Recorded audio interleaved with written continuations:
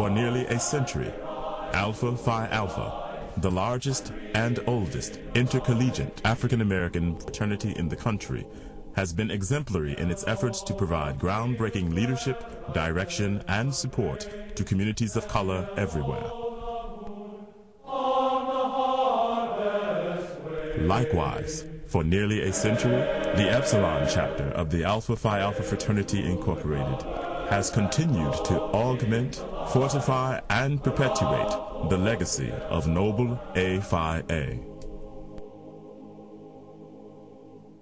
Founded on April 10, 1909, on the Ann Arbor campus of the University of Michigan as the fifth chapter of Alpha Phi Alpha Fraternity, Epsilon is one of the nation's best longitudinal examples of the African American experience in higher education in general, and the development of historically black fraternities in particular.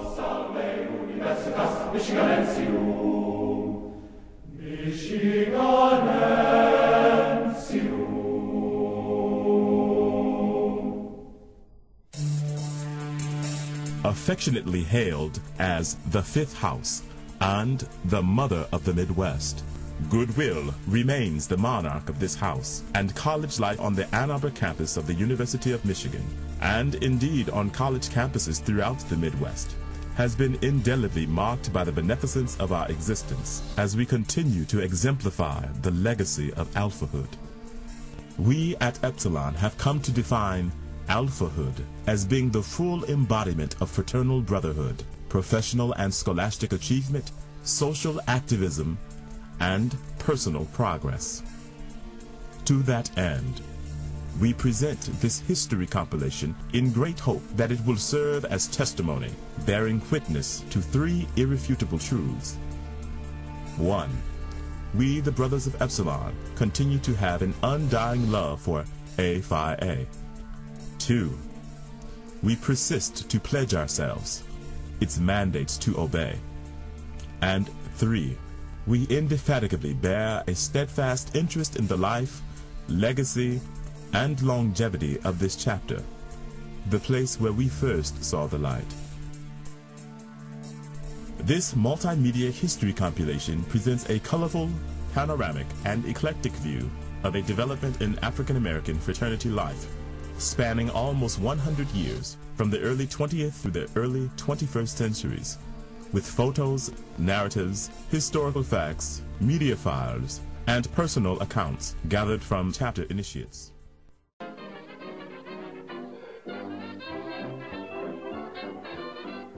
I'm one of the few brothers left from the early period who was alive and active enough to give reminiscences that are still vivid and significant. So I will focus my reflections on the period 1909 to 1934, the era that I know best, inasmuch as I received my last degree in 1934. I was born out in the fields of Abbeville, South Carolina, on September 27, 1915. In my day, we couldn't get a haircut at the Michigan Union, nor could we buy ice cream from the campus drugstore. The colleges did not allow us blacks to eat in the cafeteria, nor could we live in the dorms. We had to secure housing arrangements with private families within the I enrolled in Michigan State Normal College in September 1956. At the time of my enrollment, there was not an Alpha Phi Alpha chapter on campus. However, there were several Alpha men on campus. Students at the Michigan State Normal College were pledged into the fraternity at the University of Michigan Epsilon chapter.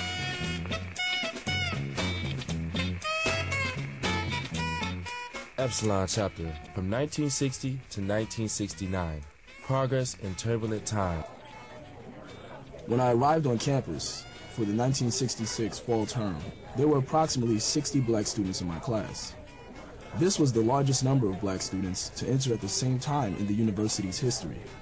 In fact, our enrollment had the effect of doubling the number of blacks.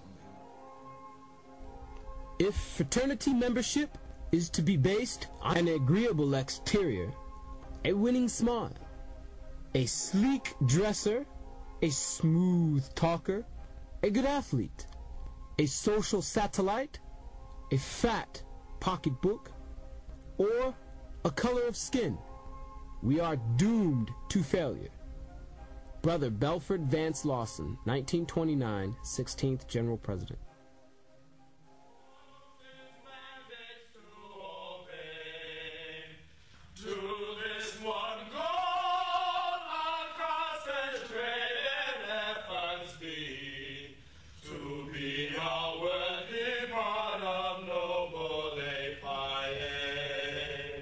Also, as an older pledge, i.e. a second-term junior, I saw my indoctrination into Alpha Phi Alpha as a sort of self-imposed rites of passage into manhood. The path toward Alpha versus Kappa, Omega, or Sigma was made much easier when I learned that my high school... During this period of Epsilon's history, the University of Michigan went through a metamorphosis. Like many other state universities of this period on a national level, there was a movement afoot to achieve fair representation of African Americans on campus and to institutionalize this so that these campuses would be a home to blacks. These early years were bad years for retention of black students, with it being a common phenomenon for black students to transfer or drop out after a year due to financial needs or cultural isolation. Changes were soon to come to Michigan, and Epsilon was at the center of this transformation. The series of incidents that affected black Greek life. In the decade of 1990 through 1999, Epsilon Chapter went through tremendous internal and external pressures to remain viable in Alpha Phi Alpha. The 90s was an era of declining glamorization and de-emphasizing of undergraduate fraternity and sorority activity on college campuses across the country. This was particularly the case for historically black Greek letter organizations on the Ann Arbor campus of the University of Michigan. Much of this was related to the ban on hazing and pledge lines after 1991. During the early 90s, the chapter epitomized blood, sweat, and tears. This resulted in high membership, exceptional programs, and positive relations both locally and nationally, and a true expression of what brotherhood was meant to be. A popular event in the 90s held on campus each new school year was Festival.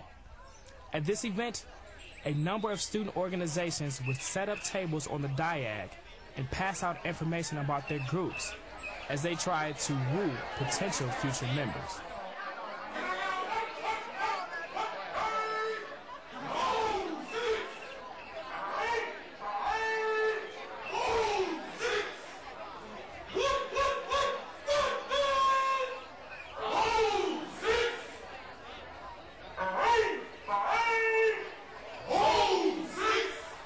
I arrived on campus in the fall of 1994 and found over 600 student groups represented. Everything from Circle K and the Black Student Union to the Chess Club, and every fraternity and sorority, black, white, and otherwise, under the sun. As I walked across the diag that warm Friday in September, I came across many interesting groups. It was on that walk that I came across a group like no other. There, behind an elaborately designed table of trophies and black and gold paraphernalia, was a group of well-groomed black men in shirt and ties. They stuck out like a sore thumb in the maze of much other more casual and poorly thought-out presentations. I had only seen the activities of this group in passing, in the movie School Days, and on a college tour visit to Morehouse a couple of years before.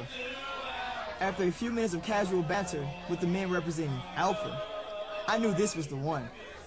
A group of business-oriented black men that were focused on community uplift and offering a lifelong experience was exactly what I was looking for. I entered Epsilon chapter as an 18-year-old freshman during the 1994-95 school year. I had no idea what I was getting myself into by joining this illustrious organization. However, the multitude of benefits gained as a result of my decision that Friday in September are priceless. Epsilon chapter, like so many other chapters in Alpha, represents what so many black males are looking for while attending college and away from the comforts of home. In essence, the chapter does become your home, and brothers really do become your family. Men that I have shared the best and the worst times of my life with came from the ranks of Epsilon chapter. Through the times of triumph and dominance as a campus organization, to the lean times of failure and survival as an organism of the brotherhood, relationships were forged in the furnace of adversity, and bonds were formed that cannot be broken.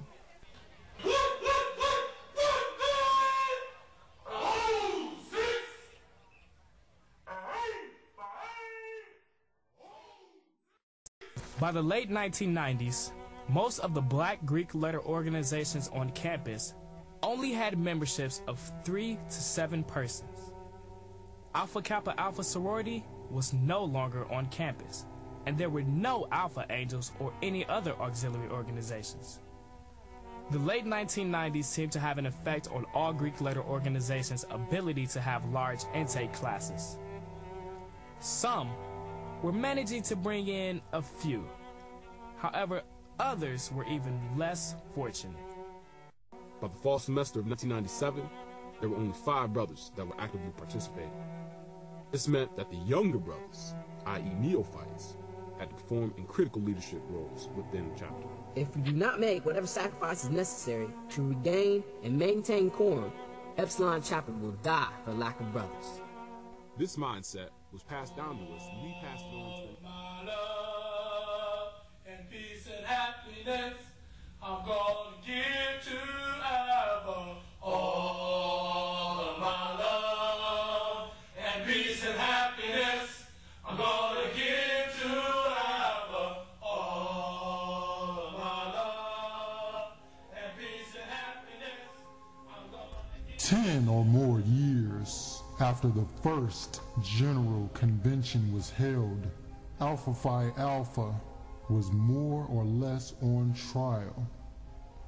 Our early expansion program made a mistake, which mature reflection of later years has found that taking men into this fraternity in order to show up the other fraternities who were in competition with us for membership, men whose ideals of life and fraternity in general were not in the keeping with the ideas of your founders.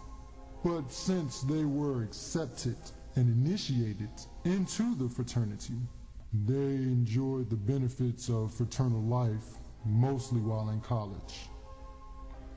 What has become of that same brother today?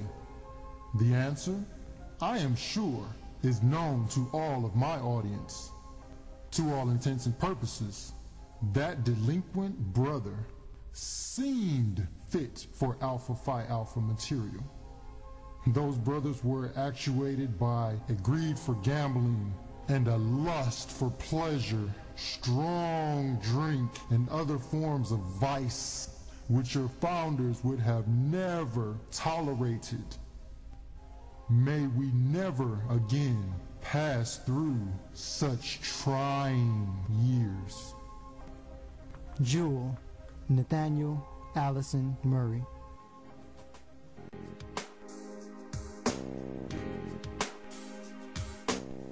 It was once said in General Assembly of the National Organization that Epsilon feels that they are the fraternity. Such a legacy cannot and will not be easily forgotten. And for this reason, the glory and renown surrounding the Fifth House have, since its very inception, consistently found itself the subject of not only debate, but also much respect. Brotherhood, scholarship, leadership, and service, the 4 principles upon which the Jews founded Alpha Phi Alpha, continue to be the guiding values of Epsilon. Ever clinging to the motto, accept nothing questionable, we at Epsilon Chapter continue the tradition of excelling scholastically, athletically, and socially. We strive through comradeship to attain the noble goal of a balance between social and academic life, and have proven wrong those who declare that both these phases of existence are incompatible and mutually inhibitory. It can be said that fraternity life in Alpha Phi Alpha has shown us that the ideals to which we aspire are worth striving for, and the Epsilon Chapter continues to be a rendezvous for fratres, a sanctuary for scholars, and a haven for gentlemen. Unless Black Greeks everywhere and at every level commit to radical and fundamental change, gross darkness will overtake the light. Change is hard, and change is slow, but change is necessary. Change must be steady, substantive, positive, and progressive, and it must be taken at all deliberate speed in order to fully keep pace with the agitating factors that influence the ever-changing landscape of Greekdom. Epsilon's future depends on all of us being the resources that we already are, and contributing those resources, intellectual, financial, social, organizational, experiential, and otherwise, which we already possess. To those who would say, such change will never be, the darkest days are yet to come, and have resigned themselves to conclude that the end is inevitable, I would say, then we must do what we can to hold back the night. To those who would say, this is not our fight, let the youngsters have their day, I would say, the abandonment of responsibility by those most responsible is tantamount to criminal negligence, and does not reflect the eternal spirit and attitude of the jewels. To the youth who march onward and upwards toward the light, but bear the attitude, old heads, we love y'all, but this is our time. Please leave us alone. I would submit to you that the Lord God himself calls the young because they're strong, and he calls the old because they're wise.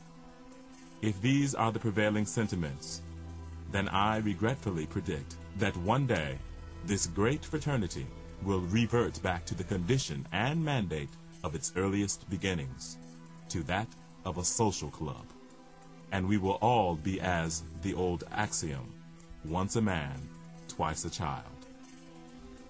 If you fail to decide, decisions will be made for you.